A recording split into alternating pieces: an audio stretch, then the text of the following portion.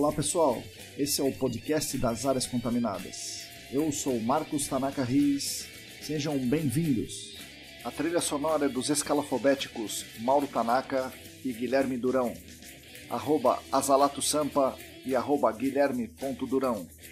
Sigam a gente no nosso canal Áreas Contaminadas do Telegram e no canal do YouTube ECD Training.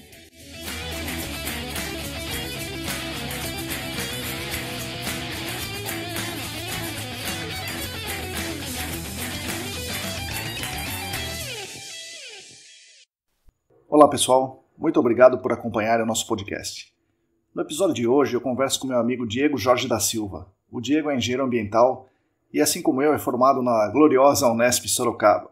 E eu tenho a honra de dizer que ele começou nas áreas contaminadas trabalhando comigo na ECD, hoje ele está na Arcades e fazendo trabalhos muito importantes e muito bons. Nós falamos, obviamente, de áreas contaminadas, mas o centro do episódio são as muitas histórias de vida dele. As viagens que ele fez, as viagens exteriores, né, para a Ásia, e as viagens interiores, né? Então ele fez muitas viagens interiores e vocês vão entender isso no episódio. Ele fala também da sua vida morando na Rússia, pois é, ele morou na Rússia por 1 ano pelo menos, sobre as meditações, como ele faz a meditação e qual é o papel da meditação na ajuda que ele tem para levar a vida, né? Vocês vão entender isso aí no episódio. Ele fala sobre um retiro específico que ele fez, onde é proibido falar e qualquer tipo de comunicação por 10 dias. E fala bastante sobre a relação do budismo, né, a religião que ele tem, o budismo, ele é um budista, com o ambientalismo, com o vegetarianismo. Foi realmente uma conversa muito interessante, espero que vocês gostem desse episódio. É um episódio um pouco diferente, realmente, mas eu acho que vocês vão gostar. Me mandem o feedback de vocês, por favor. E aqui, falando em budismo e meio ambiente, a conversa com o Diego me fez pesquisar, e aí eu trago aqui uma informação que eu acho interessante. O budismo ele fala na interdependência de todos os seres do universo. E ao falar isso, ele amplia um pouco o conceito de Gaia, né, o conceito de Gaia do James Lovelock, e mesmo o conceito de Pachamama, né, que os povos andinos, originários andinos aqui têm, né, da Mãe Terra. O budismo, como vocês vão ver, diz que prejudicar um ser prejudica o funcionamento de toda a cadeia. Se nós compreendermos que até os minerais fazem parte dessa cadeia universal, que o budismo chama, e sobretudo a água, diz o budista, deduziremos que estamos realmente todos interligados através de uma dependência que se alimenta do respeito que dirigimos a todas essas formas de vida. E aí, na mesma linha, James Lovelock fala que os seres humanos funcionam como micro-organismos dentro do corpo humano. A relação entre nós e o planeta Terra pode ter 4 possíveis resultados. Ou a destruição dos organismos invasores, que somos nós, ou uma infecção crônica, né, a gente parasita o meio ambiente, ou a destruição do hospedeiro, ou seja, a gente destrói o planeta, ou a simbiose. Na simbiose é uma relação em que os dois se beneficiam mutuamente. É óbvio, nós queremos ter essa relação de simbiose com o planeta. E falta a gente entender como a gente alcança isso.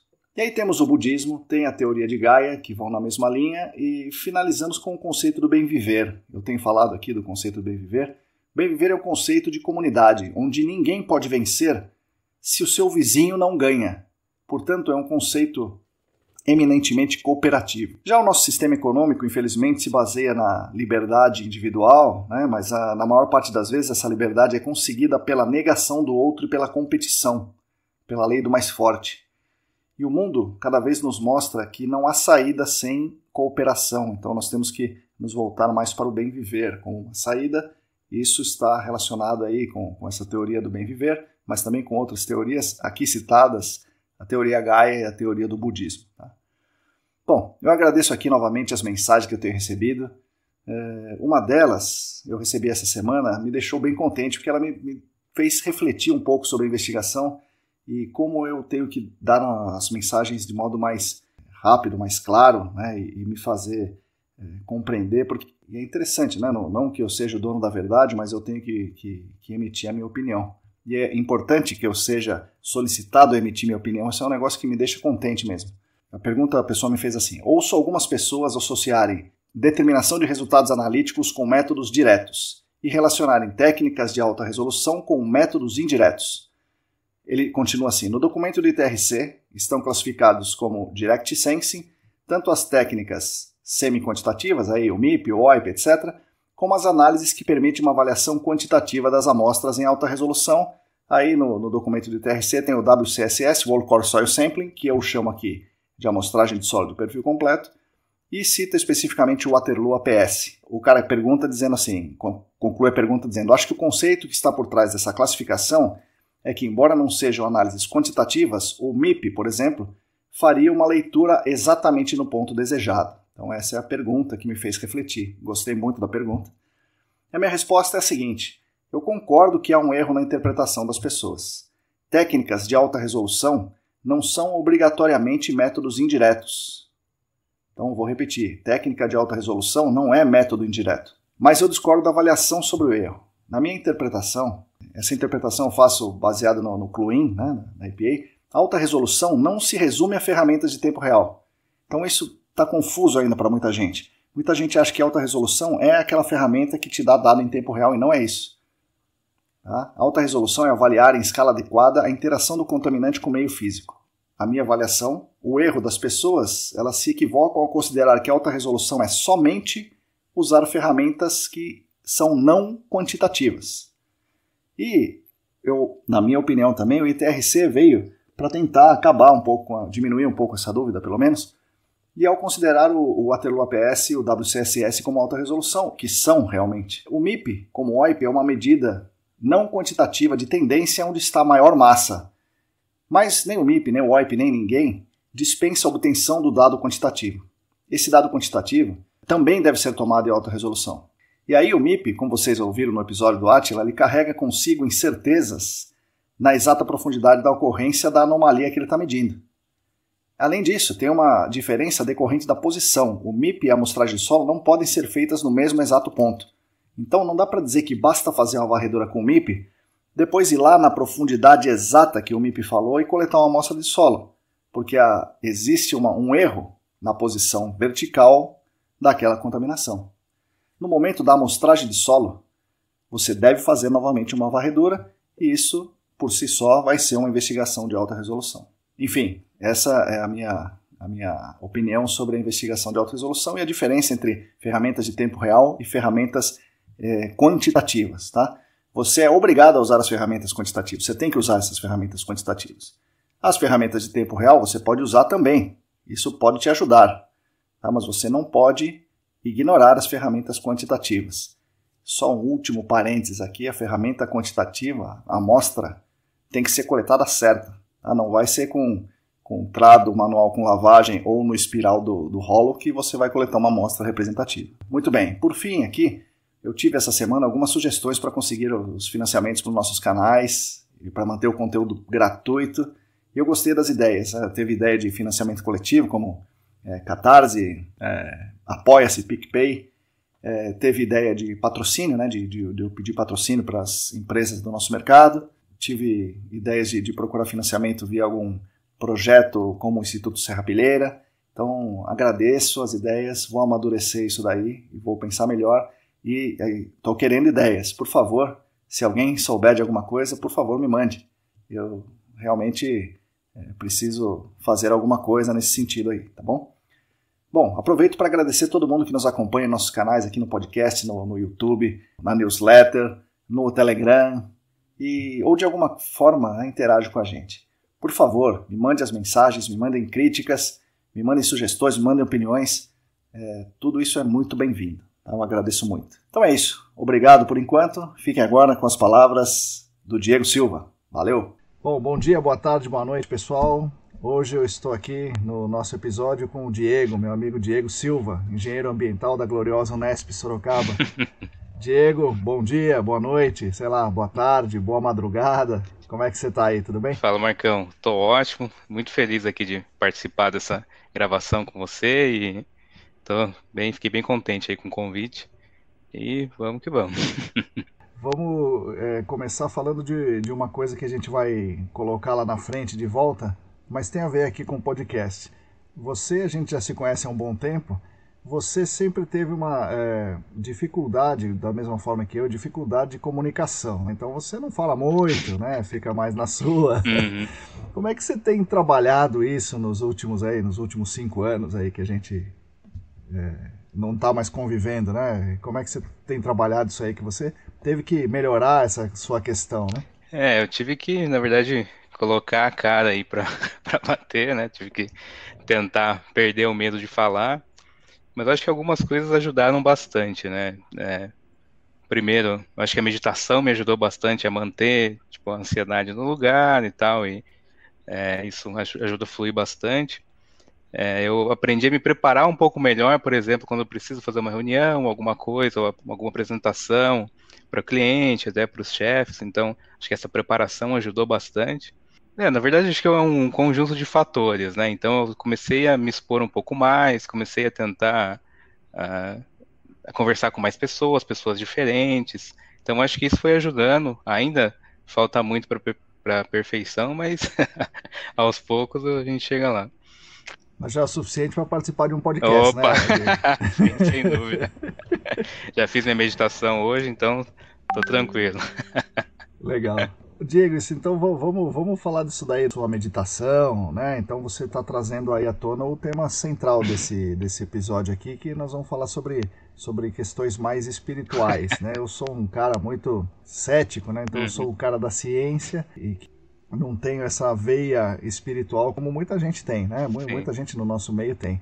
E é legal que você vai trazer isso aí para nós. Como é que funciona aí a meditação? O que é a meditação? Para leigos como eu, o que você faz nessa meditação e por que a meditação ajuda as pessoas? Entendi. Vamos ver se consigo explicar.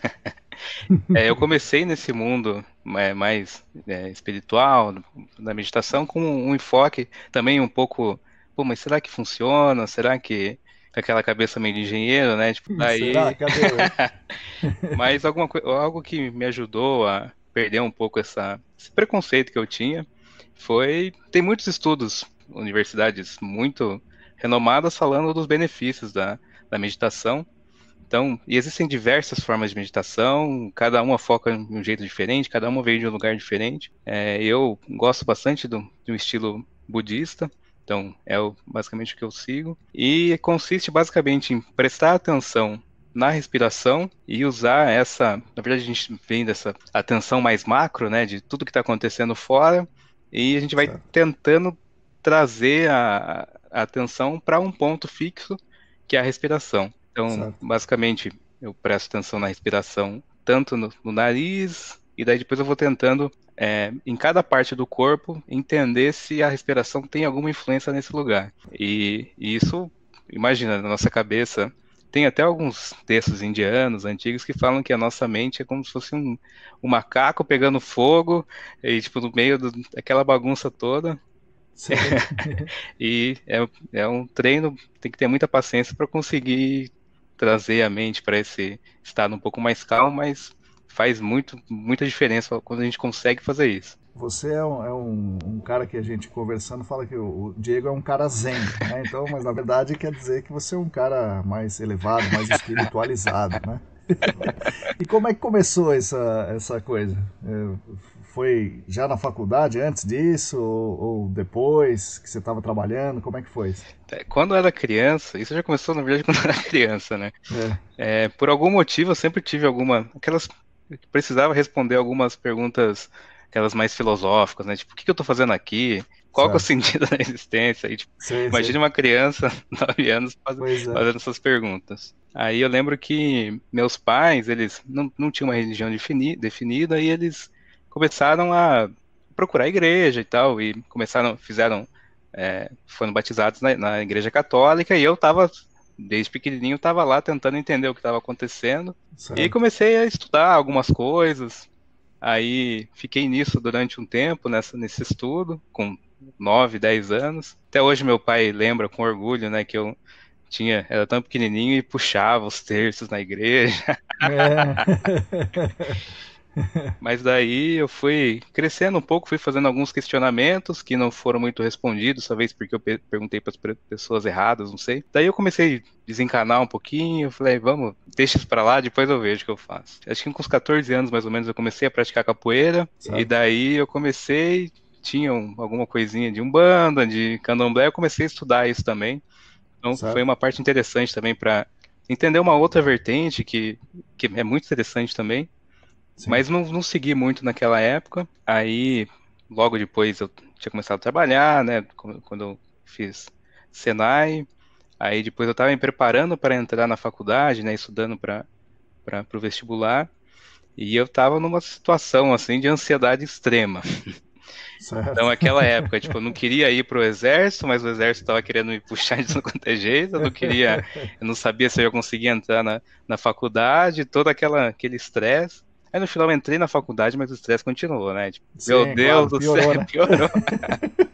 Sempre dá pra piorar. E daí eu comecei, eu tava surtando.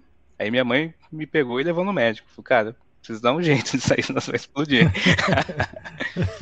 Aí eu fui, Caramba, aí eu fui no médico e eu lembro que era um senhor japonês, bem aquele estilo, aquela imagem, senhor Miyagi. isso, aquela imagem mitológica. Daí esse senhorzinho olhou pra mim, fez umas perguntas. Ele falou, cara, eu não vou te receitar nenhum remédio, você tá muito novo, vai fazer yoga. Nossa senhora. Curioso, né? Falei, tá bom, legal, né? Vamos fazer yoga. Acho que tava no primeiro ano da faculdade. Aí eu comecei a fazer yoga, achei. Eu lembro que o Sesc daqui de Sorocaba estava com umas aulas gratuitas. E eu Sim, sim. fui, a primeira aula que eu fiz, eu já me senti num outro estado, assim, Sei. de tranquilidade. Eu tinha sofrido muito, a aula inteira estava tudo quebrado. É, Mas no sei. finalzinho lá da prática, né, quando a gente deita no chão e presta atenção na respiração, eu falei, nossa, eu nunca tinha sentido isso. Falei, Caramba. talvez esse seja um lugarzinho legal para eu continuar. E tinha as práticas de meditação, eu falei, esse negócio é de louco, para louco, eu não consigo focar minha mente em lugar nenhum, mas É, vamos lá, vamos primeiro é. focar na parte física, depois eu vejo o que eu faço com a parte mental. E daí eu comecei a praticar, fiquei, na verdade, 3 anos e meio mais ou menos no yoga. Nesse tempo também comecei a estudar, tinha algumas professoras que gostavam muito de estudar várias linhas também, Sim, então eu comecei a ler muito. Essa foi uma parte bastante interessante que me ajudou a entender um pouco a realidade, tipo, a questão de sentimentos, emoções, e isso me certo. ajudou muito, né? E daí nesse meio tempo eu comecei a estudar o budismo também. Apareceu um livro, ó, deixa eu ver esse livro aqui que Sei, sempre sei. tinha ouvido falar, parecia um negócio legal. Comecei a estudar sobre budismo e fui. Faz uns 10 anos que eu tô nessa vida aí, mas é algo que me ajudou bastante. No começo foi uma. Ainda não conseguia entender muito bem, tinha umas coisas muito esparsas. Aí, Certo. com o tempo, fui encontrando algumas fontes melhores. Comecei a fazer alguns retiros, né? Fiz um retiro um pouco mais light, assim, num templo que tem em Cabreúva, que é lindo o templo. Certo. Foi uma ótima experiência de primeiro retiro, porque todo mundo podia conversar, tinha comidinha. Certo. Tinha algumas sessões de meditação durante o dia, então foi algo bem tranquilo, tinha um chalezinho gostoso para dormir ali, então foi bem Legal. legal e foi acho que um primeiro contato com monges, né, com pessoas que dedicavam a vida a isso, e eu Certo. comecei a me sentir bastante interessado e me sentia muito bem nessas práticas. Aí eu comecei a estudar cada vez mais, até um dia que eu decidi fazer um retiro aí de Então, 10 dias. essa é boa. Essa é boa. Conta aí, como é que é isso aí? Então, eu já tinha lido bastante sobre esse tipo de retiro, chama Vipassana, que é um estilo de meditação que foi mais ou menos moldado aos moldes do budismo birmanês, que contar um pouco a história, daí a gente já chega lá. Isso, não, tranquilo, vamos lá. É bom pra gente entender, que não manja fica sabendo já. Se ouve só o fim da história, o cara dá risada, mas vamos contar aí a essência da coisa, é isso mesmo. Beleza. Então, reza a lenda que tinha um cara de descendência indiana que morava em Mianmar, antiga Birmânia. E ele era um cara muito rico, a família de industriais, e o cara tinha um problema, eu não lembro se era uma dor de cabeça, que ele não conseguia resolver de jeito nenhum. Então ele tentou se tratar em vários lugares do mundo. Aí um dia ele tinha meio que desistido, estava andando próximo da casa dele, tinha um templo budista, ele entrou lá e um cara ensinou para ele, viu, senta aqui e vamos meditar. Daí eu acho que ele já fez um retiro logo de cara, assim, aí essa dor de cabeça do cara passou, não é possível. Aí ele falou, eu preciso, isso aqui tá muito escondido, né? Eu preciso divulgar um negócio que Sim. fez tão bem para ele, de uma forma tão rápida. Aí ele modificou a técnica, deixou uma técnica bem enxuta, assim, e prática, né? Principalmente para ocidental. Aí ele fez o primeiro retiro de 30 dias, ele viu, a galera não vai conseguir ficar 30 dias. Vamos fazer de 20. Daí até chegou nesse formato de 10 dias. E é interessante que se eu fizer esse tipo de meditação, esse tipo de retiro, ele conseguiu se espalhar pelo mundo inteiro. Tem na Índia, tem na África do Sul, Tailândia, tem nos Estados Unidos e aqui no Brasil tem, se eu não me engano, 3 ou 4 centros que que fazem esse tipo de retiro. E ele é bem padronizado. Então, esse senhor ele gravou, ele chama Goenka. Ele gravou todas as palestras, tudo gravado, deixaram tudo bem estruturado. Então, Aham. o curso que eu faço aqui no Brasil é exatamente o mesmo que eu faço em qualquer lugar do mundo. Isso é bem interessante. Mas vamos falar um pouco sobre o formato do curso, né? Ele é um curso bastante intenso, né? Então, as pessoas. E quando eu fiz, tinha 90 pessoas, metade homem, metade mulher. Aí logo que você chega, um lugar bem gostoso, fica em Santana de Parnaíba, que é entre Sorocaba e São Paulo, numa área bastante Sim. reservada, com florestas, e tá, nossa, que delícia, vou adorar ficar aqui. Aí logo que a gente chega, meio que os nossos bens são confiscados. Carteira, chave do carro, celular, livro, caderno. Meu, tudo isso vai ficar aqui, você não vai poder entrar com isso aí. Vixe, Maria. E é bem interessante, pessoal, tudo calminho, né? A galera que organiza, daí você já vai ver, eita, o que será que vão fazer comigo? Vou ficar incomunicável. E na verdade, antes de chegar lá, você já assina um termo, né? Que primeiro, a principal dificuldade é conseguir uma vaga, porque ele é muito Certo. procurado e eu tive muita sorte de abrir uma vaga de uma pessoa que tinha desistido e eu consegui me enfiar lá. Certo. Porque tem gente que fica meses tentando, chegando lá, aí acho que eu cheguei na parte da tarde, então você começa a conversar com a galera, tipo, tem muita gente de Sorocaba que vai, eu moro aqui, moro lá, daí você começa a fazer uns amigos, Certo. aí tem acho que um cafezinho lá na parte da tarde, aí eles explicam como é que vai funcionar os próximos, como é que vão funcionar os próximos dias. Aí chega aquela notícia, ó, hora que eu tocar o sino aqui, vocês vão ficar quietos durante 10 dias. E, tipo, vocês não vão poder se comunicar de forma alguma, nem mesmo com olhar, com gesto, então todo mundo vai olhar para o chão. Nossa senhora. Eu fiquei num quarto com outras 5 pessoas, se eu não me engano, outros 5 homens, que lá é tudo dividido, né? É bem dividido, inclusive tem um paredão assim que divide o lado dos homens e o lado das mulheres. Certo. E falei, nossa, vamos ver isso que vai dar isso aí, né? Aí bate o sino, todo mundo quieto, beleza. Se eu não me engano, eu tenho uma primeira palestra gravada nesse primeiro dia. E, tipo, dando as boas-vindas, né? Ó, pô, legal, vocês estão aqui, vocês vão curtir. Parabéns. Primeiro dia é só alegria, né? Aí começa o primeiro dia do retiro, efetivamente. Tem um cara que vem batendo um sino às 5 da manhã. Você Nossa. pensa, meu, beleza, primeiro dia, né? Acho que no próximo dia ele não vai fazer isso. Aí toca o sino, a gente vai, tem um salão bem grande, onde ficam todas as pessoas. Daí tem uma série de cânticos que é meio esquisito pra quem não. Eu gosto, né? Mas algumas pessoas têm uma certa aversão a isso.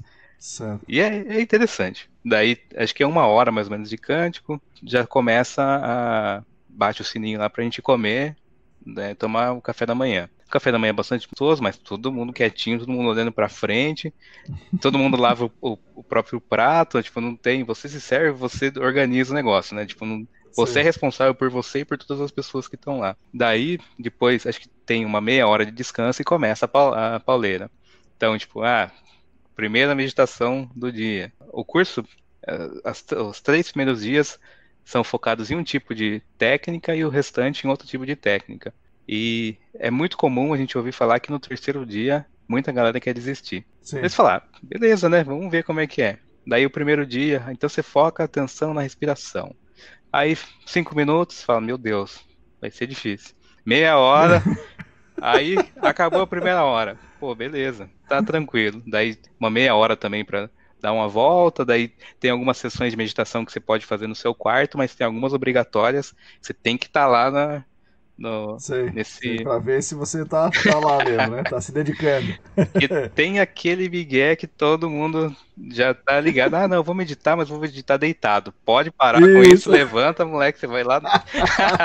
E isso se repete durante, sei lá, várias vezes ao dia, então, sei lá, dá umas 10, 12 horas meditando. Então, tem ó, o café da manhã, medita, medita, medita, medita. Aí tem o almoço, que também você pode comer à vontade e tal. Aí tem o café da tarde. E entre esses horários, muita meditação. Medita. Aí o café da tarde, se você é um aluno novo, que é uma pessoa que acabou de chegar tá fazendo pela primeira vez, você pode comer alguma coisa, comer uma frutinha e tal. Se você é um aluno antigo, já era. Sua última refeição foi na hora do almoço. É. E Nossa senhora. você pode tomar um suco, um chá, eu acho que até um leite no máximo e é só. Nossa senhora. E isso eu achava estranho, né? Mas por que essa loucura? Que isso é uma regra monástica dos monges dessa tradição. É. E ficou, e, meu, você que tá aqui, você vai ter que seguir a É regra. assim e acabou. É. E daí no final, é, assim, isso é uma coisa que eu lembrei agora também, que você chega, tem muita regra, meu, regra pra isso, regra para aquilo. Aí no final do curso você entende, pô, faz muito sentido todas essas regras, porque esse curso foi refeito e refeito milhares de vezes. Eles tiveram Sim. muitas dificuldades Sim. com a galera que quer fugir, com a galera que sai Sim. gritando, então isso é bem comum. Aí eu acho que lá, Daí o cara já se antecipa ao problema, é, né? então. A regra é. Aí chega o segundo dia, você, segundo dia, ainda faltam 8 dias, mas vamos lá. Também meditação, meditação, comidinha. Aí chega uma hora. Não, na verdade, o terceiro dia ainda é muito difícil, até porque no final tem uma palestra. No final do dia tem essa palestra que fecha o dia, né? E é engraçado que o cara já fez tantos cursos desses que ele fala como se, pô, o primeiro dia aconteceu isso, não foi? Fala, como é que você sabe? Aí no terceiro dia é um pouco pesado, assim, que ele fala um pouco sobre a impermanência da vida, né? E que é algo que a gente não tá muito. A gente sabe que um dia todo mundo vai morrer, que tudo isso vai acabar, mas, meu, deixa lá, né? Depois eu Fique resolvo na isso. sua. Aí ele faz uma palestra um pouco nesse sentido, né? Daí a galera começa. Fica um clima um pouco pesado, né? Porque na verdade Sei. é verdade, né? Que a Sim. vida é muito efêmera e a gente meio que se gruda muito nela e acaba perdendo um pouco dessa visão. Aí, depois dessa palestra, que é muito comum a galera desistir. Mas aí eu cheguei no quarto dia, falei, beleza, daqui pra frente então vai ser suave. Agora é só festa. Aí continuo, no quarto dia um outro tipo de técnica, porque até então tava focando só no nariz em um lugar, e daí esse outro dia, essa outra técnica, a gente começa a prestar atenção em outras partes do corpo. Então tem é muito interessante, porque é bem sequenciado, mas não é fácil, né? Então, Não, imagina. E lembrando, silêncio total, sim, né? Silêncio. todo mundo ali. Além disso tudo, ainda tem o silêncio, né? Essa é a parte mais. Que assim, no final, chega uma hora que você já acostuma, já tô quieto faz tanto. E eu gosto muito de silêncio, né? Então, pra mim, eu tava no Sim. céu. No seu caso, não tem erro, né? Não tinha nenhum problema. Aí a gente começou a ter outro tipo de técnica, daí você começa a sentir umas dores em lugares que nem sabia que existiam no seu corpo. Eu nunca tinha sentido essa parte. E começa a doer porque você fica muito tempo sentado, né? E aí fica Certo. trocando de lugar, trocando de posição e nada fica bom. Aí chega umas horas que você fica meio desesperado. Fala, caramba. E vem aquela ideia, o que que eu tô fazendo aqui? Por que que eu tive essa Certo. ideia de louco? Aí, acho que depois do sétimo dia, que eu já estava muito bem acostumado, comecei a perceber até algumas alterações, assim, porque logo que eu cheguei, isso era uma coisa geral.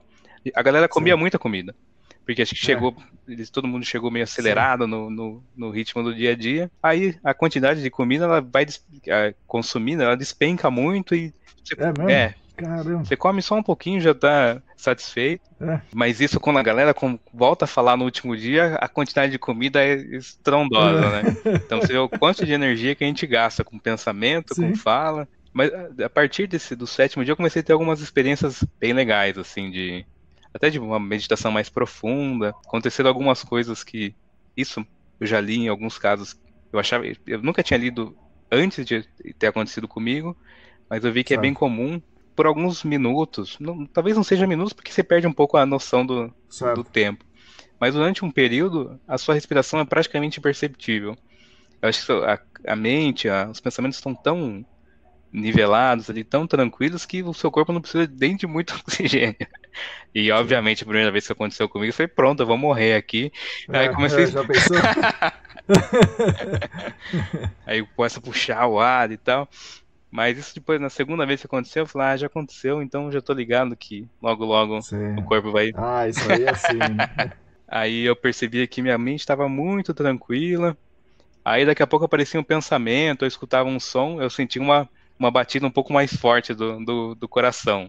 Certo, Então, certo. algumas coisas muito sutis, assim, que eu comecei a perceber. E teve uma experiência que foi muito louca. Que não sei se é no sétimo dia, que eles adicionam uma coisa a mais na prática, que Certo. é durante uma hora você não vai poder se mexer. Você vai ficar nessa posição e não vai trocar. Vixe, Maria. Sua perna É. for cair, ela vai cair, não tem problema, você vai ficar uma hora. Nossa. Falar, Nossa beleza, senhora. né? Já tô aqui, vamos lá. Isso ajuda muito, porque qualquer movimento que você faz no corpo, você dissipa um pouco a tensão, nem que seja um pouquinho, né? Sim. Então, essas práticas mais chama de forte determinação, porque você tem que ter determinação para ficar Certo. esse tempo. É, com certeza. E a mente, ela chega no estágio assim muito interessante, que a hora que acabou, eu abri o olho, as cores estavam mais vivas, o tempo parecia que estava passando mais devagar. Eu falei, caramba, Nossa, velho. o que será que eu tomei nesse suco aí de manhã? E, Caramba, e foi rapaz. bem legal. Daí no final, acho que no último dia a gente vai dormir. Antes de dormir tem a palestra. Daí o professor fala, a partir de amanhã vocês vão poder falar. Pronto, já era a meditação, ninguém consegue meditar mais. Já todo mundo quer me contar as coisas. Aí, eu acho que logo disso, depois disso, tá liberado, pode falar. É, E a gente tinha que acordar às 4 da manhã no outro dia.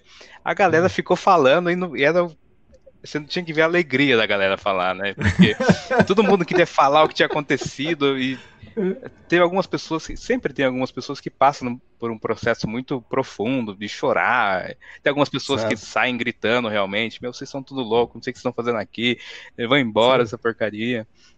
No meu caso não aconteceu isso, mas eu vi algumas histórias. Um outro amigo que fez esse mesmo retiro depois falou que aconteceu com ele. Então todo mundo quer contar as experiências, quer contar tudo o que aconteceu.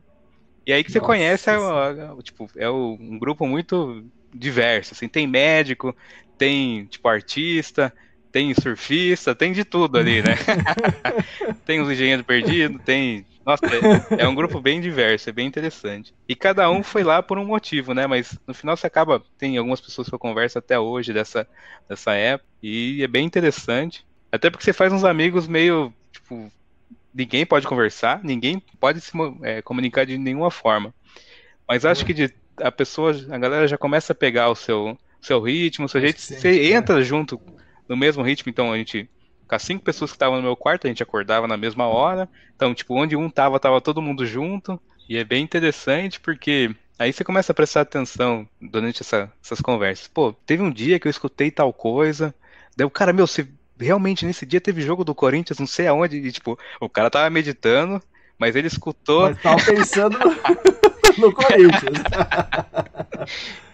Tinha uma Ai, ai. chácara meio longe, mas os caras conseguiram escutar o jogo do Corinthians, foi, sei lá, 2-0 pro Corinthians, eu falei, caramba.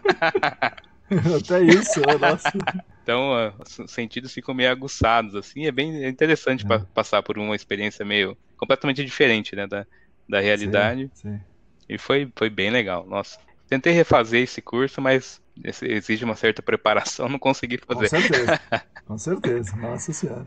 Foi bem, bem interessante. E aí, Diego, você falou aí do seu início, né, na espiritualidade, daí no catolicismo, depois no sincretismo, aí, né, na Umbanda, no Candomblé, depois yoga, budismo e tal. Você sempre estudou bastante. Então você sempre foi nerd, ô Diego? Ou não? Você Sempre fui só nerd, depois da engenharia? desde criança. Eu era, E daí essa vontade de estudar te levou para um curso que estava aqui em Sorocaba, né, que é engenharia, e essa sua questão espiritual ligada ao ambiental te fez ir para engenharia ambiental ou não tem nada a ver? Foi o nerdismo mesmo que te levou na engenharia? na verdade, eu sempre, desde criança, sempre tive essa vontade de ser engenheiro. Não sabia exatamente qual engenharia, mas desde criança eu gostava de destruir, desmontar todos os meus brinquedos e para ver como funcionava e nunca conseguia montar de novo. Daí meu pai tinha que ir lá, pô, de novo. Mas eu tava em dúvida, eu queria alguma engenharia. Na verdade, quem me ajudou a fazer essa decisão foram alguns amigos que eu fiz quando eu fazia um curso de inglês, que inclusive eram da sua turma, que Certo? agora eu não lembro o nome deles, mas eu tava nessa dúvida e eles eram da primeira turma da Unesp. Falei, Você? cara, É, pô, que legal. faz o curso de engenharia ambiental é legal, daí me explicaram algumas coisas e tal. Falei, pô, interessante. E o pessoal era entusiasmado mesmo. Meus amigos eram, putz, cara, entusiasmado pra caramba. É legal. Você pegou os caras certos. Pois é. E daí eu fiquei, pô, achei interessante, né? E eu sempre tive essa. Na verdade, era meio que automático, até essa questão mais ambiental, de sustentabilidade em casa, porque, pô, não faz sentido eu jogar um lixo se ele é reciclável. Então, isso sempre foi muito claro pra mim, né? E até hoje, minha casa é meio que o centro de reciclagem lá do bairro, que a galera vai lá e entrega o produto reciclável. E aí essa questão de espiritualidade ligada com o meio ambiente, na verdade, ela foi um pouco depois, alguns anos depois que eu já estava até trabalhando com áreas contaminadas, porque deu um certo propósito a mais, né? Tipo, por que que eu estou estudando isso? Por Certo. que que eu estou trabalhando? Faz muito sentido porque a gente está melhorando a vida das pessoas, né? Tipo, melhorando o meio ambiente, sem dúvida nenhuma, a gente precisa cuidar dele, mas o nosso foco é sempre a saúde humana, né? Sempre Sim. o bem-estar das pessoas. Então, isso me mostrou, depois de alguns anos, que realmente eu estava nessa área, na área correta e que meio que encaixava algumas peças ali que talvez estavam faltando. Falando no bem-estar das pessoas, Diego, eu separei um negócio aqui. O bem-estar das pessoas, né? Eu tenho aqui estudado algumas coisas, uma delas é o conceito do bem viver, né? Do Alberto Acosta, né?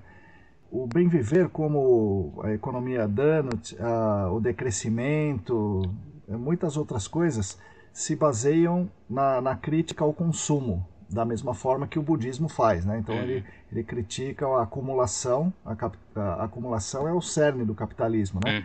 uhum, O capitalismo serve para você acumular, né? Acumular coisas, consumir recursos e deixar resíduos. A entropia, então, como engenheiro, você já vê que isso não é sustentável porque a entropia diz que isso não é possível. uhum, Né? Mas aí o Boaventura, que no texto sobre o bem viver, diz assim: o capitalismo se baseia na liberdade individual.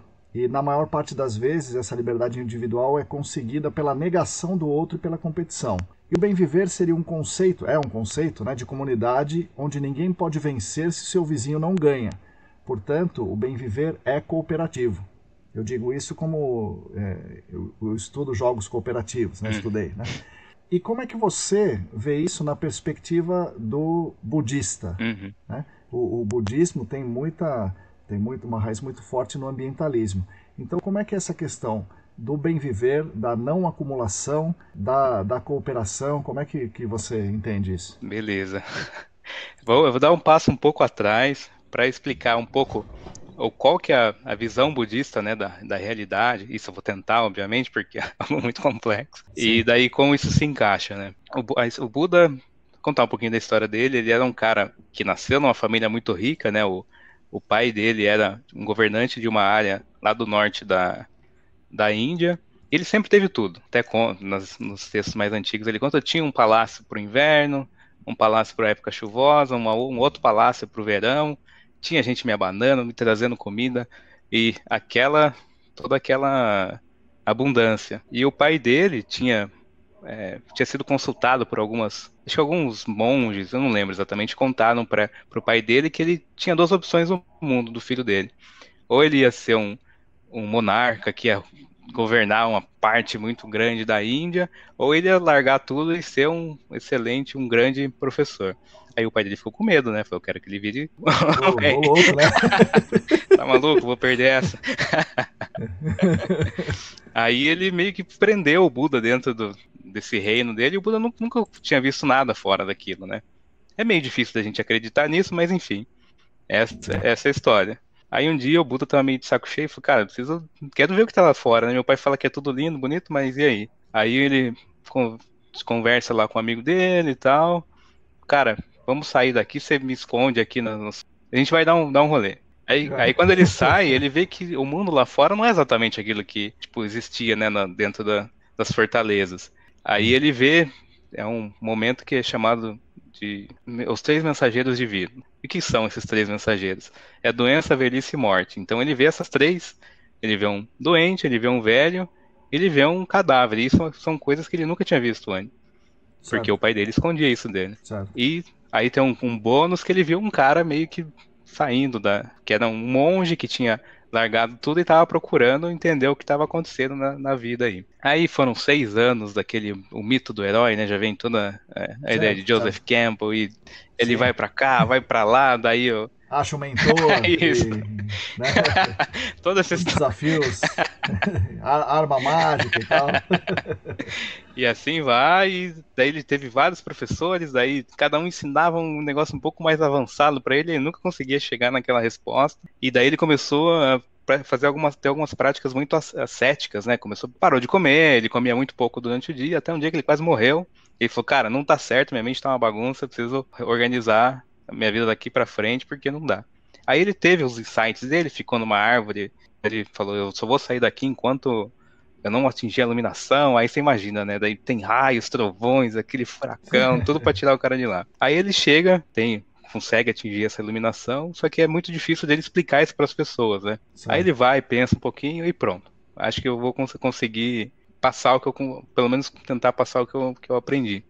Aí ele fala, o pensamento inicial do budismo é as quatro nobres verdades. E a primeira nobre verdade existe dukkha. Dukkha é uma palavra que não tem uma tradução específica para português, Certo. mas ela é traduzida como sofrimento, insatisfação, estresse. Aí ele explica que aquela sensação que parece que está tudo certo, mas está sempre faltando alguma coisa. Quando eu estou perto de algo que eu não gosto, eu tenho essa sensação. Quando eu estou longe de quem eu gosto, também eu sinto isso aí.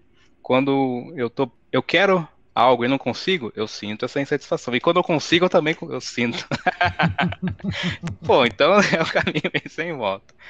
Aí ele fala, a segunda nome verdade é que, a gente passa por isso, a gente sofre dessa forma porque a gente é ignorante. A gente se apega a algumas coisas que são impermanentes, que têm esse potencial de trazer sofrimento, e a gente acha que isso vai resolver alguma coisa e a gente continua cada vez mais se apegando nisso. Aí tem a terceira nova verdade, que é bem curtinha, existe um caminho para você se libertar disso. E a quarta nova verdade fala que o caminho, ela explica, né? O caminho ele é dividido em três partes, que é o treinamento da mente, da moralidade moralidade e da sabedoria. São os três. Pronto, aí ele já colocou a roda do Dharma em movimento, que é uma expressão, e daí você já vê que eu acho que essa questão do consumismo não faz muito sentido a gente se apegar a algumas coisas e querer cada vez mais, Sim. porque há 2.500 anos isso já era um problema, há 4.000 anos atrás isso já era um problema. Alguns dos treinamentos budistas, e são extremamente difíceis, porque você acha meio besta assim, mas é muito difícil. Tem uma outra ideia que chama os quatro Brahma Viharas, que são as quatro moradas Certo. divinas, são alguns treinamentos, amor, bondade. Prática budista, se você não tomar cuidado, você se fecha em você mesmo. Mas Certo. não é para isso que você está meditando, é para isso que você está praticando. Então, esse treinamento, ele sempre tenta te voltar para fora e te trazer na sua mente o que realmente você está... Por que você está fazendo isso? Você não está fazendo isso para você. Não só para você, né? Mas para as pessoas ao redor. Então, a gente treina bastante esse amor-bondade, que eu seja feliz e que a pessoa do meu lado também seja feliz. E isso eu tento relembrar todos os dias, que tudo... Você ganha e o seu vizinho ganha. Sim, Né? É isso. isso. E porque, na verdade, você tá tudo muito interligado, né? Então, Sim. aí entra uma coisa um pouco mais filosófica, um pouco mais metafísica, até a questão de karma, que as coisas de... As ações que eu faço, elas vão voltar como resultados positivos ou negativos. Então, pode até parecer um certo, tipo, eu vou fazer uma coisa boa para ganhar uma coisa boa, mas a, Entendi. a ideia da prática é que isso vai ficar tão automático que você não precisa pensar num retorno, né? Na recompensa, Isso. certo? Esse segundo Brahma Vihara, essa segunda etapa, Metta Mudita, é quando você fica feliz pela felicidade do outro. Então você também, toda hora, tipo, e isso é uma coisa que tem que tomar muito cuidado, porque, eu tô muito feliz com a minha prática, eu sou uma pessoa iluminada, não sei o que lá, e eu acabo esquecendo do resto. Toda vez, pô, presta atenção, calma, que não é por aí. Tem um outro treinamento, a compaixão, então você sempre tem que olhar ao seu redor e você tem que prestar atenção nas pessoas, que sempre tem alguém que precisa de uma ajuda, nem que seja alguma coisa besta, alguma ajudinha simples, até algo maior. E Certo. isso é algo que eu tento até trazer bastante pro trabalho, né? Que, pô, eu aprendi muito, né? Trabalhando com você, com o Rafael. Então, toda essa... Eu tenho uma certa bagagem e não adianta essa bagagem ficar comigo. Então, se alguém precisa de uma ajuda, se eu posso ajudar alguém ou passar algum tipo de informação para as pessoas, ensinar alguma coisa, eu tento fazer isso porque, na verdade, vai me ajudar, até porque eu vou relembrar o que eu tô, que eu tô ensinando, Sim. mas isso vai auxiliar essa pessoa, e se ela estiver no meu time, meu time vai ficar cada vez maior. E se não tiver também, não tem problema. Certo. Eu tô fazendo o que eu acho que é certo. O quarto desses quatro do Brahma Viharas é equanimidade. Então, isso é uma coisa que a gente tem que estar sempre ligado, porque eu vou dar minha casa, vou dar meu carro, vou dar todo o meu dinheiro, mas aí você vai morar onde? Você vai comer o quê? Então, você sempre Certo. tem que pensar nesse equilíbrio. Então, eu acho que na minha visão, essa questão de consumismo, de a gente passar por cima do outro, de gastar o dinheiro e tudo isso, na verdade, eu acho que isso é uma falta de entendimento de como as coisas realmente, de como o mundo realmente funciona, né? Não que eu tenha tido muitas posses na vida, mas eu sei que são coisas necessárias, né? Mas eu acho que tudo tem que ter um equilíbrio, né? Equanimidade sempre, o caminho do meio. Muito interessante. E tem mais um outro negócio aqui falando nisso daí, Diegão, peraí.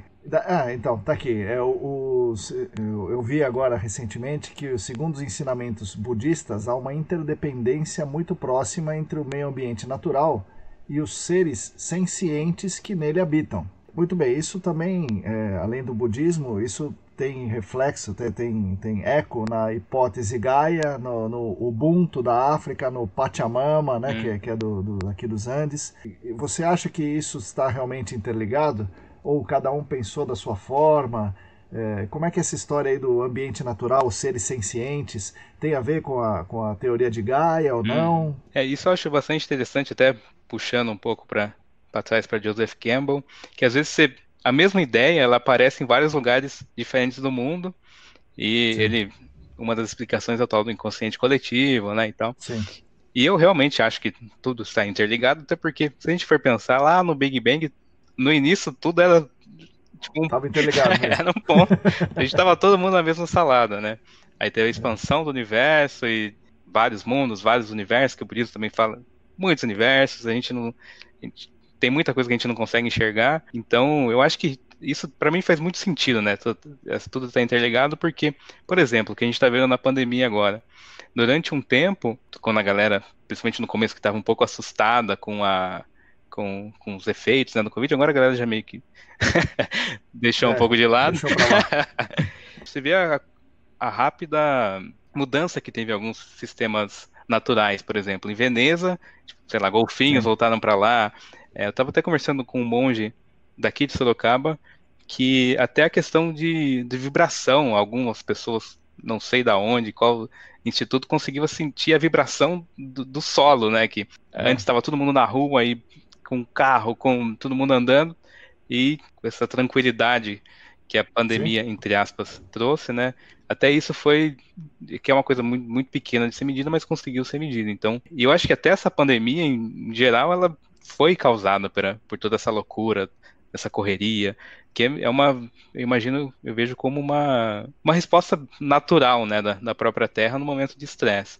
Eu não tenho dúvida do que a gente faz, desde as pequenas coisas, né, tipo, que assim, a gente tá falando, eu tô com esse computador, tô usando meu Sim, celular, e nada disso veio de um lugar só. Então, muitas pessoas sim, precisaram trabalhar para fazer sim. com que isso seja retirado desde a mina lá na China, passando por vários lugares do mundo.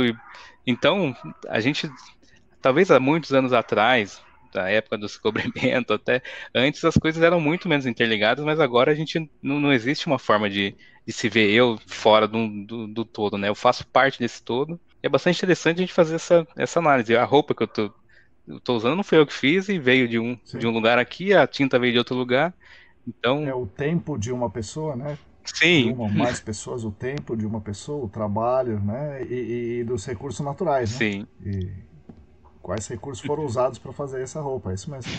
Essa é um conjunto de vários fatores que, no princípio, parece bastante caótico, né? Mas no final, as coisas meio que mesmo no caos, as coisas meio que se organizam.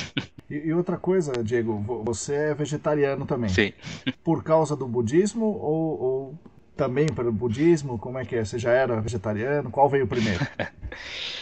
Na verdade, desde criança, quando eu era criança eu até gostava um pouco mais de carne, mas aí eu fui crescendo e não tinha muito encanto pela carne, assim. Aí eu comecei a praticar yoga, aí eu conversei com as minhas professoras que eram vegetarianas há, tipo, 30 anos, e morria de medo de todo mundo falar, não, você vai parar de comer carne, você vai ficar doente, seu corpo precisa.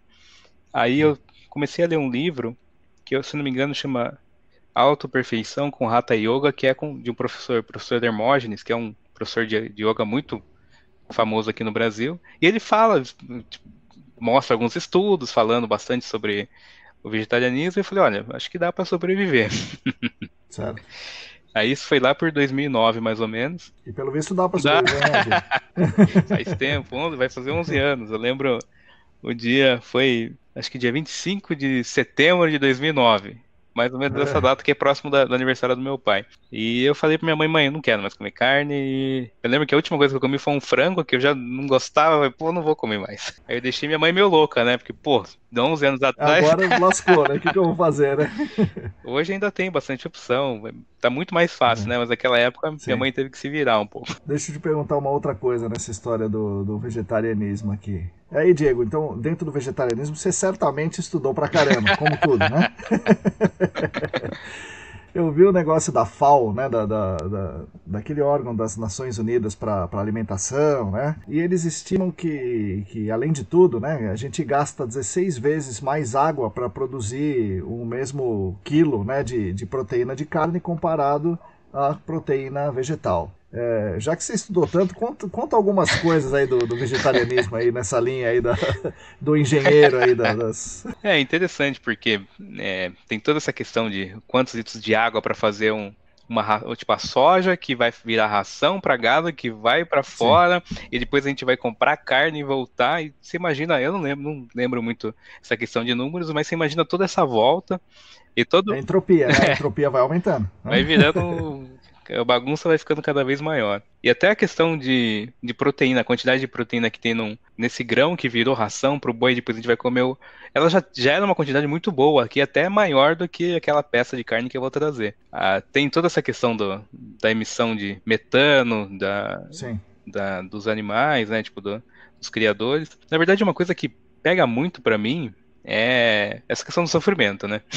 sim, sim. Porque eu não tô vendo, compro a carne, ela tá pronta. Mas eu tenho essa. Eu comecei a ter ainda mais depois. O budismo ele não prega o vegetarianismo, apesar de algumas linhas serem. Mas isso começou a pegar bastante pra mim, assim, né? Tipo, pô, eu tô tentando, estudando, praticando, pra tentar Sim, diminuir o sim. sofrimento no mundo. E no final, eu tô incentivando de uma forma. Mas eu também, principalmente no começo, quando a gente tá muito animado com as coisas, né? E, pô, eu li sobre isso e começava a pregar pra minha família. Aí eu vi que por esse lado não deu certo. Sim, do lado do sofrimento talvez não, é isso mesmo. O cara, não, né, não tô vendo, ou então nós éramos caçadores e coletores, e agora, né? Eu até vi um meme esses dias bem engraçado da galera. Fala, mas e os meus caninos aqui? E daí, tipo, aparece um felino dando risada. Pô, o tamanho do seu canino ou o tamanho do meu, né? Tipo. Mas ao longo do tempo eu fui meio que deixando um pouco o ativismo, digamos. E eu até entendi também, até um pouco por esse lado budista, que na verdade cada pessoa tá seguindo tem o seu caminho a percorrer, cada um tem tem que passar por certas experiências e não convém a mim empurrar alguma coisa que faz bem pra mim. Eu já conversei com muitas pessoas que, uma ou outra até, consegui ficar 3 meses sem comer carne, tipo, conversando com você. Mas eu acho que o que dá pra gente pensar é diminuir um pouquinho. Pô, a gente come carne todo dia, de manhã, Pois é, Pô, é muita coisa. Realmente, né? Se diminuísse já é um ganho muito importante para o sofrimento e no nosso caso aqui na questão ambiental, né? Tem muitas coisas ligadas à questão ambiental que carnivorismo, não sei como é que vai chamar isso aí, né? Mas o carnivorismo prejudica, né? Realmente. Uma coisa bastante engraçada que eu acho que a gente vai falar daqui a pouco sobre isso é que no tempo que eu morei na Rússia, a galera achava absurdo eu ser vegetariano.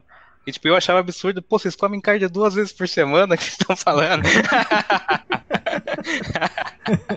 Então, eu acho que para nossa cultura é um pouco mais difícil porque a gente está acostumado, é relativamente barato, né? Tem essa abundância. Mas eu acho que é possível a gente diminuir um pouquinho, não precisa parar de comer carne, porque tem pessoas que precisam comer, eu acredito, já ter ali algumas coisas. Tem pessoas que vivem muito bem sem, igual eu. Falar que eu nunca mais comi é mentira, porque em algumas viagens eu não sabia o que estava comendo, a galera não falava inglês e tipo, vai isso aí mesmo. Acabou e era carne. Mas eu acho que dá para seguir bastante por esse lado, né? Que tem até alguns programas, né? Tipo segunda-feira sem carne, né? Que eu acho que é possível a gente já vai, tipo, um dia sem comer carne na semana já tem um impacto muito benéfico até no meio ambiente, a meu ver, né? Uma quantidade imensa de energia que a gente está jogando fora. Bom, e você falou da Rússia e vamos falar então das suas andanças pelo mundo, Diego. Então, pô, você morou na Rússia, então você vai contar isso, mas antes disso, você conta dos lugares que você já andou aí, onde você já foi, que é muito. Então, a minha primeira viagem, isso falando fora do Brasil, né? A primeira viagem internacional foi para a Rússia, então foi acho que lá em 2010.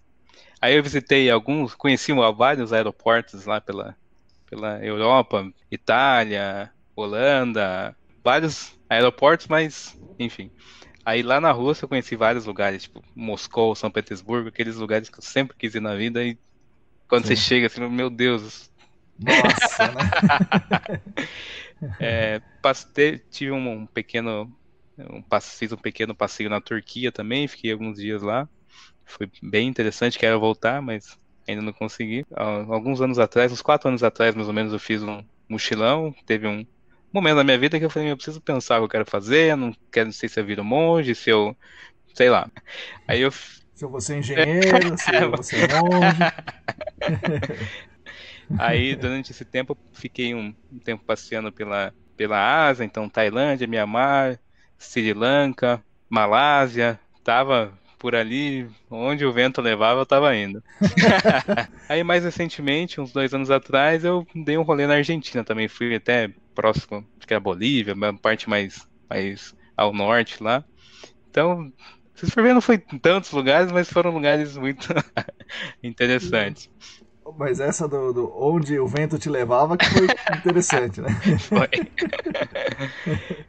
Essa foi uma loucura. Você morou na Rússia, né, Diego? Então, antes de falar sobre a sua história que você morou na Rússia, você já... lá dizem que é um país que é muito racista. Você sofreu racismo na Rússia ou, sei lá, nessas outras andanças suas? Uhum. Então, na verdade, eu fiz uma pesquisa prévia antes de ir para a Rússia e eu fiquei horrorizado, porque eu vi vários grupos neonazistas, falei, pô, tô ferrado, não vou sobreviver, mas eu vou. Mas, por incrível que pareça, na Rússia, eu percebi muita curiosidade, ainda mais com o passaporte brasileiro lá, a galera adora. É mesmo? Que bom.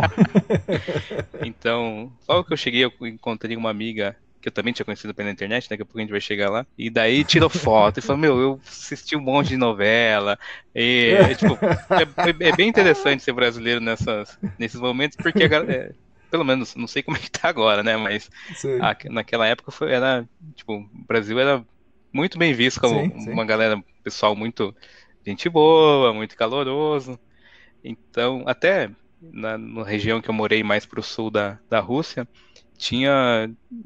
existia um intercâmbio com outros países, né, na universidade que eu estudava, e tinha muito africano. E era interessante porque a galera parava pra ver, era interessante, assim. Eu acho que nos meus amigos, que era um amigo do Congo, ele passou por um momento um pouco difícil ali, e a gente tava junto, sabe? Teve uma situação meio estranha. Mas, por sorte, eu nunca presenciei nada comigo, assim. É que às vezes os russos falavam tão gritando, eu nem entendia o que estava acontecendo, eu não sabia se o cara dava... Pode ser ou não, né? Não entendia russo. Nada ostensivo, assim. Sim, né? Sim. E na Ásia também eu achei, foi meio parecido, principalmente Sri Lanka, na Tailândia também, então eles gostavam bastante, assim, eu acho que foi uma região bem interessante de visitar. Eu acho que os principais problemas foram aqui no Brasil mesmo. Então, pois é, no Brasil a gente disfarça mais aqui, né, talvez. Até recentemente antes da pandemia, fui no shopping com a minha namorada, a gente tava andando, vamos entrar nessa loja aqui. E daí eu percebi que um cara começou a me seguir, eu falei, cara, isso não acontece desde que eu era criança. Nossa, meu Deus do céu, meu Deus do céu. Daí outras pessoas falam, o racismo não existe, mas caramba! E eu até tava conversando sobre isso com um amigo, daí ele falou, racismo é tudo frescura. Mas, tipo, o cara não tem não faz parte do grupo que sofre. Claro, pois é, tem uma coisa que eu falar que não tem racismo. Claro, pra mim não tem, lógico, né? Tem um outro amigo também que estudou comigo, da minha turma da Unesp, que ele trabalhou numa empresa que vendia softwares e alguns clientes ficavam no sul do Brasil. E ele trabalhava com um cara que era mais ou menos da minha cor, né? E esse cara não podia, quando tinha viagem para o sul, esse cara não ia porque ele não era bem aceito e já era uma regra meio que não institucional. É uma situação bastante complicada e eu acho que o que mais dificulta é eu não tô vendo, não existe, isso é frescura, não. É porque você não passou com isso, não passou por isso, né? Sim. Você não tá dentro desse grupo que realmente sofre esse tipo de problema. Eu já vi de tudo nesse mundo, né? Então fica meio assim. Por isso que eu vou perguntar para você. Mas é um negócio meio contrassenso. Mas não existe budista que seja racista. Existe isso? Não, não existe, né? Então, de louco tem de tudo, tem todos os tipos, né? Pois é. Tem e eu acho é um caso bem estranho. Mas em Mianmar, eu não sei se você já chegou a ver isso, que tem um grupo budista, digamos uma seita budista que ataca e bota fogo e mata uma etnia muçulmana. Então, não faz o menor sentido e o monge tá com aquela cara lavada dando entrevista. Cara, você não tá seguindo o que você tá falando, cara. Nossa senhora. Realmente. Não, eu sabia que tinha problemas de etnia lá, mas não sabia que eram budistas. Sim, são os budistas botando fogo. Imagine Buda olhando pra isso. Não é possível, não entenderam nada. Mas Diego, conta aí, o que você foi fazer na Rússia, meu Deus do céu? Você saindo de Sorocaba vai morar na Rússia. Como é que é isso aí?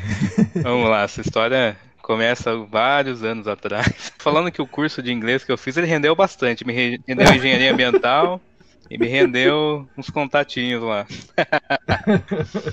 Eu tava terminando o curso de inglês e minha professora falou, olha, é bom vocês praticarem escrita, praticar a fala, né, escutar outras pessoas. Então eu vou passar 3 sites para vocês, sites de pen friends, que são amigos de todos os lugares do mundo, você pode trocar mensagens e tal. Naquela época só tinha e-mail, né? Certo. Então ela me passou 3 sites, nenhum deles funcionou. Não sei porquê, não consegui entrar. Aí eu comecei a fuçar e encontrei um site da República Tcheca, bem alternativo, mas beleza. Fiz o meu cadastro lá e a maior parte da galera que eu tinha visto era Rússia, República Tcheca, Polônia, Turquia, então a parte mais próxima da Rússia lá. E aí eu comecei a fazer muitos amigos. comecei a conversar com muita gente. Então, algumas pessoas até hoje eu converso bastante. Tem uma amiga da Turquia que acho que desde 2008 a gente conversa, então, porra, muito tempo. Até ano passado, um caso interessante também, uma outra amiga que conheci nesse site apareceu no polonesa, mora no México e apareceu aqui em São Paulo, daí a gente foi dar um rolê. Mas esse monte de gente que eu conheci, apareceu uma russa. Pô, legal, né? A gente começou a conversar, bateu o santo, a gente tinha muita coisa em comum. Naquela época eu tava lendo Dostoiévski, comecei a ler Tolstói, falei, pô, olha só que interessante, Legal, né? russo, cara. E aí, papo vai, papo vem, a gente começou a ficar cada vez mais amigos, né? Aí teve aquela. Nós tivemos aquela brilhante ideia, né? Pô, e se eu for aí na Rússia dar um rolê? Aí. Aí nessa época eu fiz tudo meio escondido, né? Foi mais ou menos 2009, 2010, estava na faculdade ainda. Tinha uma graninha guardada de quando eu trabalhava. Falei, não vou nem falar pro meu pai, só vou chegar, ó, passaporte aqui. Tô indo pra Rússia. Putz, meu Deus do céu. E naquela época ainda precisava de visto, então eu fiz meu passaporte, fui lá no consulado da Rússia em São Paulo, encontrei uma russa que morava aqui em Sorocaba, fiz curso de russo uns 3 meses, falei, pronto, agora eu vou. Uns dias antes falei, mãe, me tô com a mala pronta, daqui 3 meses tô de volta, beleza?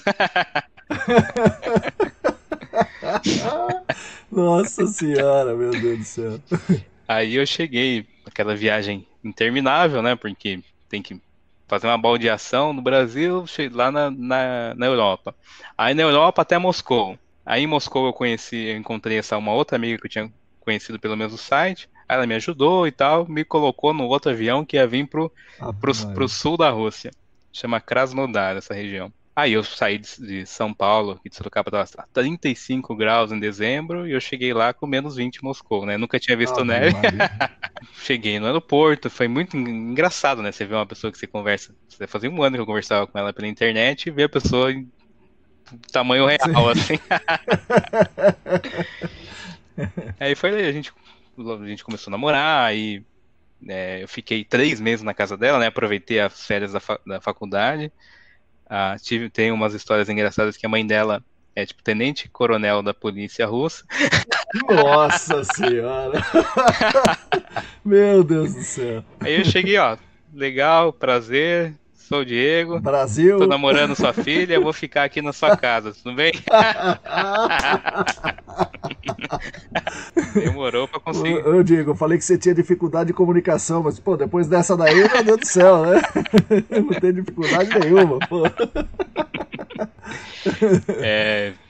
E eu tentei ganhar, né? Minha ex-sogra, falava boa noite, a hora que ela chegava, ela meio que não olhava pra mim e tal, e aos poucos. Daí eu meio que aceitei, falar um dia ela vai ficar tranquila. Aí a gente foi nessa, de idas e vindas, eu ia lá no final do ano, ela vinha pra cá no meio do ano. Aí tem um dia que ela decidiu trazer a família inteira pra cá. Então veio ela, a mãe e o irmão. O irmão também, um roção de 2 metros de altura.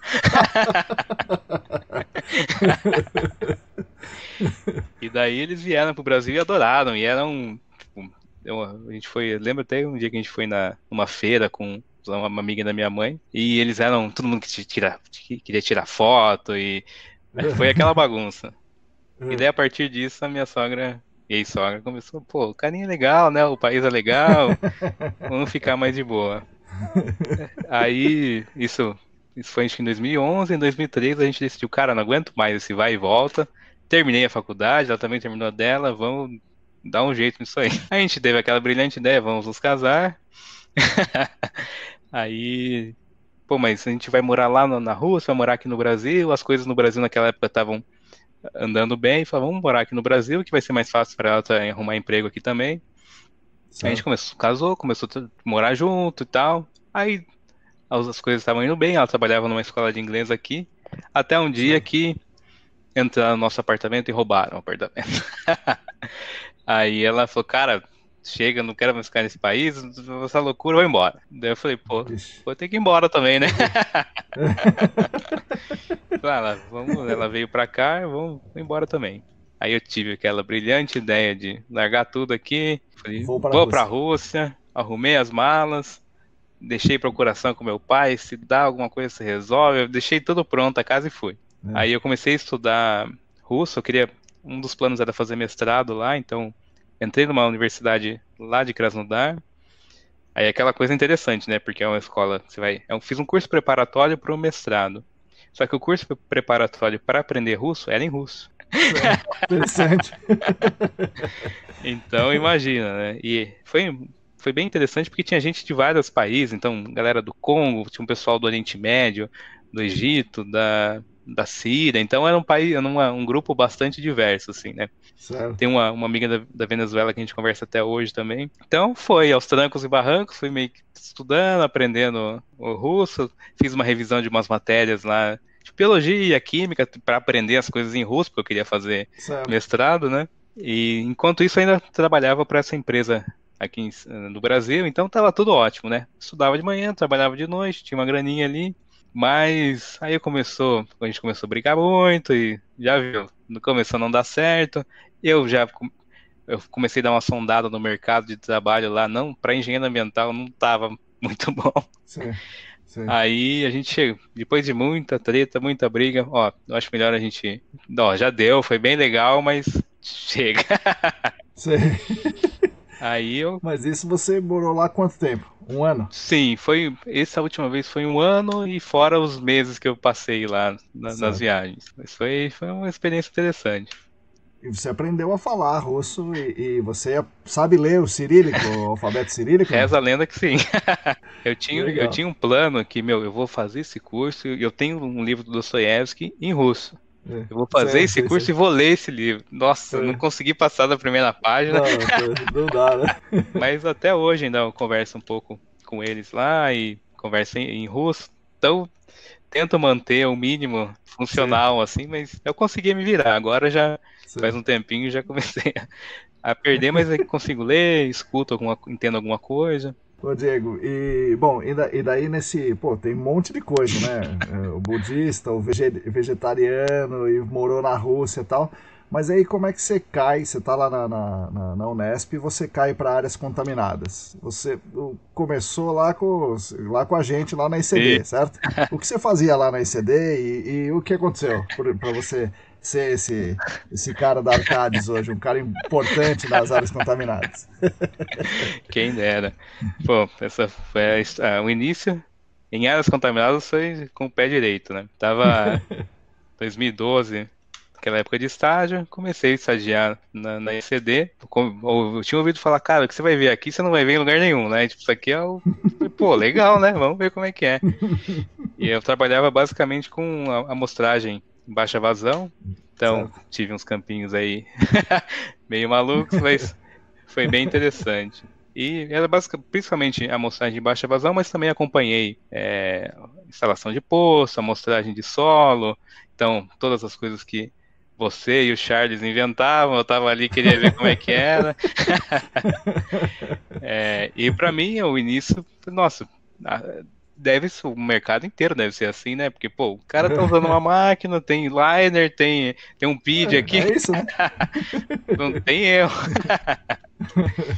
Aí eu fiquei um tempo, não lembro, mais ou menos uns 6 meses por aí, mas foi um período bastante intenso, né? De vários campos, aprendi bastante, teve essa interação com você, com o Rafael Murado, com o Charles, então foi um período bem, bem produtivo. Então, me sinto orgulhoso de falar que eu trabalhei na ECD e trabalhei com o Marcão. Legal, pô. Que bom, Diego. Pô.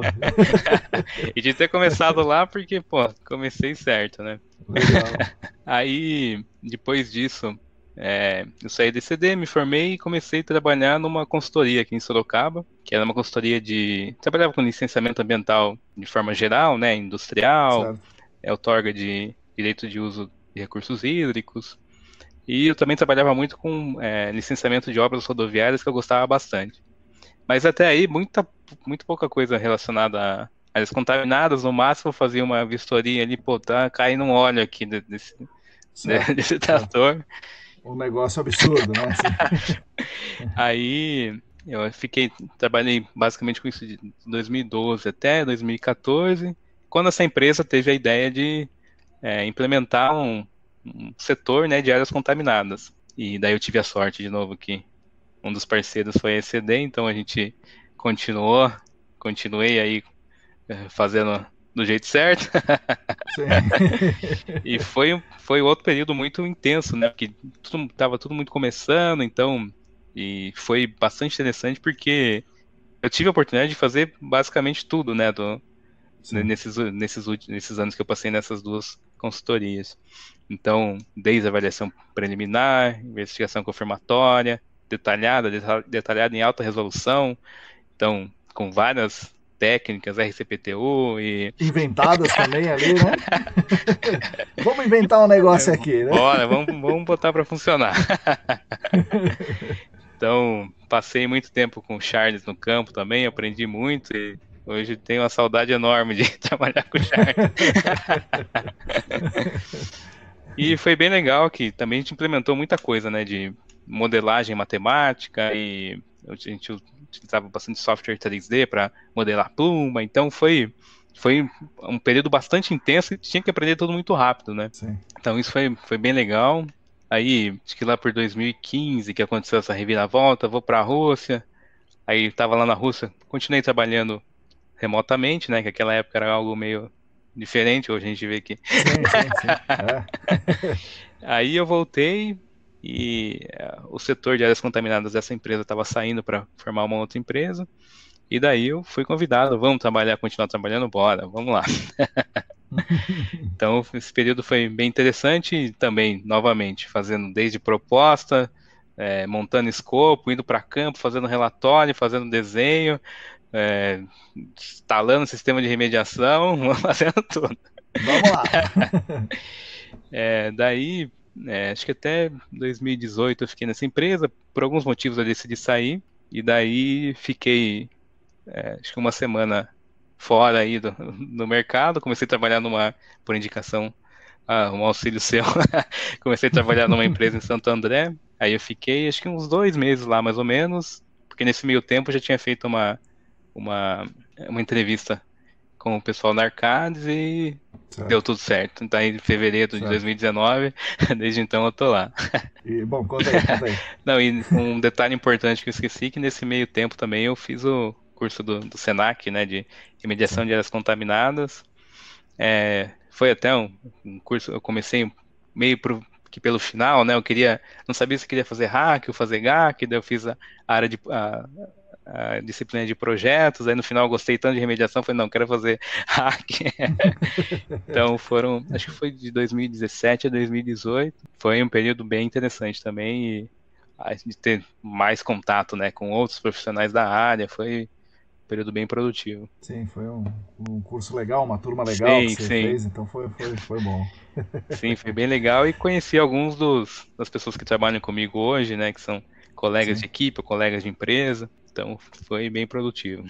E hoje você está na Arcades. E o que você faz na Arcades? Né? Que segmento, que parte do trabalho você faz lá? Tá. Hoje, eu trabalho numa equipe que trabalha basicamente com investigação e remediação. Antes, na Arcades, isso era dividido, né? Tinha uma equipe que só fazia investigação, outra remediação, daí, uns tempos para cá, isso juntou e virou uma coisa só. Então, hoje, trabalho basicamente com um cliente, eu tomo conta de um cliente grande, e a gente está fazendo um trabalho de investigação, então eu faço desde do planejamento de campo, eu vou para campo, então tem um parceiro meu de campo aí que é o Álvaro, um amigo de longos anos aí, que inclusive convidei ele para trabalhar na Arcades e ele aceitou, a gente está isso desde a primeira consultoria que eu trabalhei, então faz tempo que a gente está junto. Sim. Então hoje Um abraço pro Álvaro, né? Espero que ele esteja ouvindo aqui, né? Espero que sim.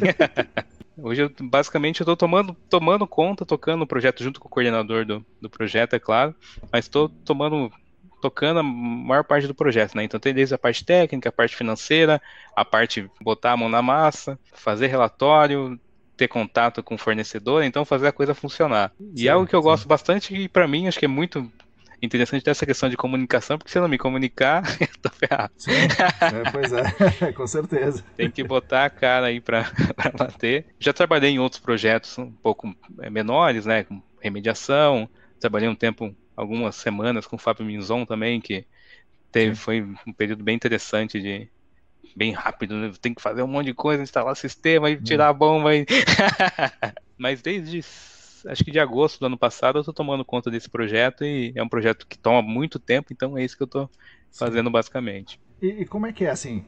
Tem um projeto, existe um projeto na Arcades e, por exemplo, esse seu aí. Por que é você que vai lá e não é o Zé nem o João? Né? Como é que funciona isso dentro de uma empresa grande, né? Dentro de uma empresa pequena é você que vai porque é você, né? Agora, numa empresa do tamanho da Arcades, porque é você que vai nesse e o João vai no outro, né? Entendi. Isso, na verdade, tem acho, vários motivos, né? Um dos principais motivos, eu imagino, é que esse cliente é bastante, sim, bastante complexo, né? Muito burocrático, questão de saúde, segurança. Certo? Então, eu já tinha vi. Você é um cara meticuloso. Sim, e um cara calmo, pelo que eu imagino. O primeiro campo que eu fiz na Arcades foi com um cliente mais ou menos dessa forma, então bastante complexo. Agora a gente ficou acho que uma semana para conseguir tirar a máquina de cima do caminhão para conseguir fazer a sondagem. Então, toda aquela, mas tipo, tentar ter aquele jogo de cintura, toda aquela paciência para não largar tudo e. Então, acho... Tinha que ser budista, né? Quem é o budista aqui? Então, acho que nesse caso, uma das coisas foi, tipo, consegui me dar bem, fiz amizade com o cliente, as coisas rolaram tudo dentro da conformidade, ninguém ficou maluco, ninguém brigou, então acho que esse era um ponto interessante. Mas também depende muito, se é um projeto de remediação, que, aquela técnica específica foi fulano que trabalhou mais, então, a gente vai utilizar um tipo de cliente X que tenha aquele, tipo, um modelo conceitual meio parecido, né, com substância e tal, então um cara X aqui é ele que manja disso. Então, acho que basicamente é questão de aptidões e questão de horas também. Se um cara tá muito ferrado, ele que manjava, mas ele tá por aqui de horas, tá com muitas demandas, então ele pode auxiliar, mas quem vai para campo é esse. Então tem esse jogo de cintura lá, um jogo de xadrez ali para conseguir encaixar. Sim. E como é que é numa empresa como a Arcades, né, uma baita de uma empresa gigante, como é que é a relação, no caso sua, com os caras internacionais, né, com os americanos? Porque o Júlio, já falei bastante com ele, inclusive aqui no podcast, ele tem um canal muito fácil, ele fala com o Joe Quinnan, fala com o Nick Welch, porque segundo ele faz parte de um grupo dentro da Arcades que trata lá tal. Mas como é que é para uma pessoa normal, vamos chamar assim, né? Não que o Júlio seja um anormal, mas como é que é para uma pessoa normal, um trabalhador normal da Arcades, como é que ele conversa com os americanos e tal? Como é que é isso aí? É difícil estar no mesmo nível dele, mas assim, logo que eu entrei na Arcades, tinha um projeto de uma parte no relatório de atenuação natural e você já gosta de mexer com isso, então faz aí, resolve. Então era um projeto certo complexo e era um cliente global da Arcades, então isso quer dizer que a Arcades toma conta dos sites desse cliente globalmente. E aí, por uma coincidência, o cara que toma conta desse projeto lá dos Estados Unidos estava vindo para cá. E eu tinha que fazer esse estudo de atenuação natural, organizar as ideias para apresentar para ele. Então, nesse caso, foi muito fácil, porque o cara já estava me esperando. Então, o que você fez aí? Certo. O jeito mais simples, né, de ter contato com esse pessoal é trabalhando nesses projetos, nesses clientes globais. Então, eu tive contato com esse cara, um cara muito gente boa, não lembro exatamente de qual parte dos Estados Unidos. Ele ficou uma semana aqui. Tem essa questão de, tipo, a galera vai ficar uma semana em um escritório de lá. E ele, a primeira vez que tinha vindo pro Brasil, adorou, né? Imagino. Eu tive contato com outro cara também, que ele também é o responsável por um outro cliente global. Então, foi esse primeiro cliente que eu trabalhei, que fui para campo. O cara veio me agradecer. Falei, não sei que é difícil lá, mas tudo certo. Falei, ótimo. Que bom.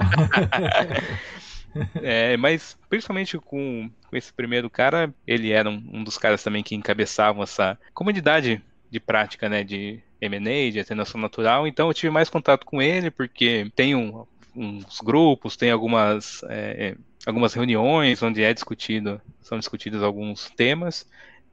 Então é só entrar no Teams, procurar o nome do cara lá, mandar uma mensagem. Vamos lá. E durante a conferência da ESAS no ano passado também tive bastante contato aí com os peixes grandes mesmo, né, da Arcades, e principalmente por intermédio do Júlio também, fui até jantar com os caras. Pô, tô... Olha aí, toma aí. Pô, legal. Isso é bem legal. Realmente isso é uma coisa bem interessante, né, na Arcade, isso é bem legal. Uhum. Diego, nós que somos ambientalistas, eu muitas vezes me pego pensando na seguinte questão. Nós estamos trabalhando no nosso negócio aqui, né, de investigação, remediação de áreas contaminadas, nós estamos trabalhando para melhorar o meio ambiente, ou nós estamos ajudando o cara que poluiu a se safar de fazer o que ele deve fazer? O que você acha? Isso algo bastante difícil, né? Que às vezes a gente vê aquele problemão e tenta resolver e aí, pô, mas não tá dando risco, mas cara, mas tem um negócio. Vamos largar lá. Mas, mano, tá cheio de coisa lá, mas não tem risco. Vamos. Então, isso é algo que me incomoda, ainda bem que nos projetos que eu tô trabalhando a gente tem uma bastante interação com o cliente entende bastante necessidade, então a gente tenta pensar, resolver o problema de uma forma global e, assim, não adianta nada a gente chegar e investigar e tentar remediar tudo se o processo do cara não muda, não adianta nada de falar, eu tenho ISO 14.000 e tanto, mas, cara, tem que ser um negócio global, né, uma coisa geral da empresa, então, sim, pelo menos nesse cliente que eu estou trabalhando, a gente consegue ter essa visão, essa preocupação, mas realmente, às vezes, a gente chega numa situação que, cara, tá tudo ferrado, mas tem uma regra aqui que o cara consegue se safar e não é assim que tem que ser. Ganhou dinheiro com isso, né? Ele acabou ter alguma influência, algum impacto bastante negativo no meio ambiente, ele ganhou por isso e não é menos que a obrigação de ele manter esse ambiente seguro, tanto para as pessoas que trabalham lá, porque tem toda essa questão, até a área não é dele, né? Tipo, ele está inserido dentro de uma comunidade. Exatamente. E isso tem que ser levado em conta. Ele tem o direito de propriedade artificial, né? Arbitrariamente dado para ele naquele momento, mas o mundo não é dele, né? Então... é isso mesmo. Isso me dá uma incomodada às vezes também, né? Então, Diego, mas é isso aí. Obrigado aqui pela conversa, que acredito que você tenha explicado tudo o que a gente precisava falar aqui, né? Então, para finalizar, eu vou deixar uma pergunta que não é uma pergunta, né? Então, é o final do episódio. Então, aqui, nesse momento, o podcast é seu, Diego. Manda ver, fala aí. Nossa, eu sou péssimo em improviso. Mas eu queria agradecer muito, né, por essa oportunidade aqui de estar falando com você, que é um dos caras que me introduziu na área do gerenciamento de áreas contaminadas e que é um dos mitos da área aí, sem dúvida. Não. E eu acho, uma coisa que eu respeito muito, né, no seu trabalho, é essa ideia de eu preciso compartilhar as informações, compartilhar o conhecimento, que não adianta a gente saber de tudo e ficar guardado dentro de uma gaveta, né? Então isso eu respeito muito e tento ser dessa forma no trabalho, com as pessoas com as quais eu convivo, que eu acho que realmente se a gente aprende, a gente tem que ensinar, né? A coisa não tem que ficar guardada com a gente. E todo esse esforço seu, né, de fazer podcast, fazer newsletter e fazer as coisas funcionarem. Inclusive, tem um amigo meu de Angola que se formou em engenharia ambiental agora há pouco. Falei, cara, assina essa newsletter aí que você vai dar bom. Legal, obrigado. Mas é isso, eu queria agradecer mesmo pelo espaço e, um prazer enorme estar falando com você e de ter toda essa história, essa proximidade com você, que fico muito feliz dessa amizade que a gente tem. Obrigado, Diego. Então, pessoal, até a semana que vem. Valeu. Oi, pessoal. Então, essas foram as palavras de Diego Jorge da Silva. Espero que vocês tenham gostado. Eu gostei bastante de ter feito essa entrevista. Sigam a gente no canal da ECD Training. Sigam a gente no canal Áreas Contaminadas no Telegram. Ouçam os nossos podcasts e assinem a nossa newsletter. Obrigado por mais esse episódio. Obrigado por acompanharem. Estou muito feliz com a presença de vocês. Um abraço e até a semana que vem. Valeu!